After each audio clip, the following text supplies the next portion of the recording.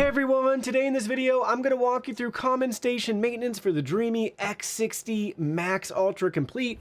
If you're interested in this product or you want to find out more about it, the link to the X60 will be in the video description. First things first, let's start with the top of the station. We'll pop open this cover right here, revealing our clean and dirty water tanks. The clean water tank's simple and straightforward. Just refill it once it's empty. Every once in a while, if you feel so inclined, you could wash and rinse this out and give it a clean, but that's really just up to you. The dirty water tank, on the other hand, can be more involved. It's best practice to actually empty this out after every use. If you let this go for a while, even just a couple of days, you'll notice a really foul odor starting to build up, and that water gets really gross with these dirty water tanks. So the good news is though, if you don't want to do that, you can always put like a cleaning tablet in here, a little bit of mouthwash, something like that will help. Or if you don't want to do any of that and you want the odor or don't care about the odor, just every once in a while, grab a bleach-based cleaner that will help make this go back to its normal non-smelling self. Inside the station, keep an eye on all of these little inlets and outlets right here for the tanks, making sure they're free from clogs or obstructions. And then down here, you won't be able to see it on video, but in that corner, so right here down below, there's a tiny little hole. That's another drain too for any water that might accumulate in the bottom of this. So make sure that's free from obstructions, and you shouldn't have to do anything in here, but you can always just wipe it down if you feel so inclined. Working our way from the top, further down the station, this cover is removable down here at the seam in the middle. There's two arrows. Just grab your hand and you can just pull it out. And that's going to reveal our solution tank. Nothing to do here besides keeping an eye on filling up your A and B solutions and wiping down in there if needed. And then this side's going to be your vacuum bag. So once your bag is full, you can dispose of it. Inside here, you can use compressed air or wipe it down if you notice any debris accumulating, and then you can put your finger in here.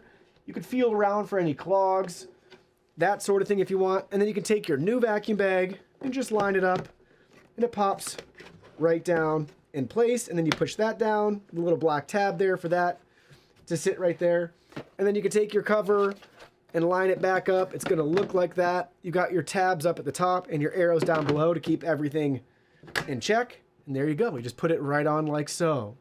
Moving further down in the station, this is where the mop pads are washed, cleaned, and dried.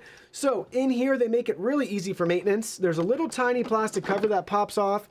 Any larger debris from that washing and cleaning, hair, grass clippings, things like that will settle in here. So you can take this, easily remove it, wash, rinse it out, and then you can put it right back in place. Everything else should stay pretty clean, but you could grab like a Lysol wipe or something, a wet wipe, and you could wipe this down if you notice any dirt starting to accumulate.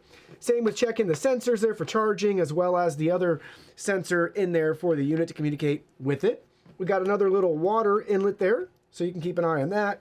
And then on this side, you could feel in, that's where the self-empty contents go up and through here. This side looks like a little venting for air pass through, excuse me. So you can just make sure that that's free from any hair starting to accumulate and blocking the other side in there. Not much to it, just really wipe it down, swap the bag when needed, stay up to date on refilling your clean water and your solution, and then popping this out every once in a while to give it a good clean to make sure it's not affecting any performance in the station. And on that note, inside here at the bottom, I believe that's where the water sucks out from the dirty water when it's washing it. So you want to stay up to date on this to make sure no debris slips through, and then you might get like some sort of error message where you have a clog or obstruction, particularly going to be down at the bottom here, that you want to just make sure that that's free and clear so you don't ever have to worry about anything like that. In summary, simple and straightforward process. Swap the vacuum bag when needed, refill your solution, stay up to date on the clean water tank, making sure that's full, and emptying the dirty water tank as soon as you can.